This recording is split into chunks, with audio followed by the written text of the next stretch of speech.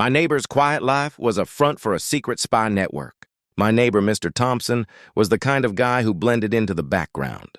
He lived alone in a modest house, drove an unremarkable sedan, and spent most of his time tending to his garden. He was polite but reserved, the kind of person you'd nod to in passing but never really think twice about.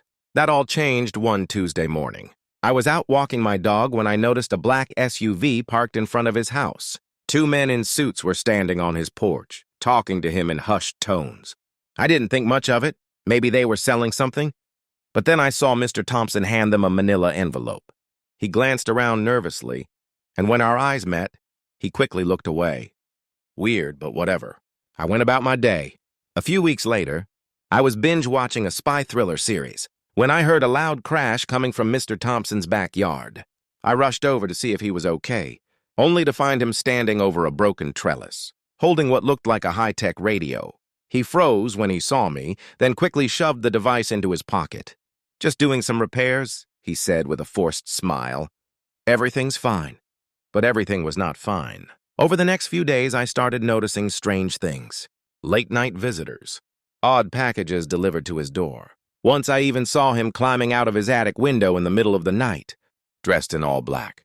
I decided to confront him. "Mr. Thompson," I said, "what's going on? Are you in some kind of trouble?" He hesitated, then sighed.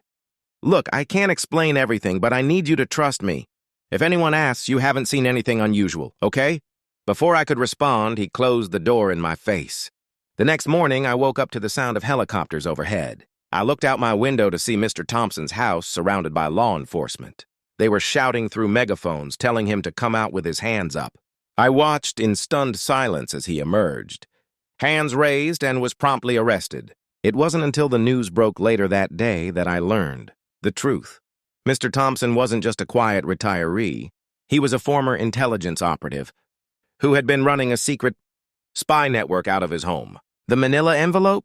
Classified documents. The late-night visitors? Informants. And the high-tech radio? A communication device linked to a foreign government. Turns out Mr. Thompson had been selling state secrets for years, all while maintaining the facade of a harmless old man. The FBI had been watching him for months, and the arrest was the culmination of a massive investigation. The craziest part? He'd been using his garden as a dead drop for passing information. Those tulips he was so proud of? They were hiding encrypted flash drives. Now, every time I walk past his house, I can't help but wonder how many other ordinary people might be living double lives.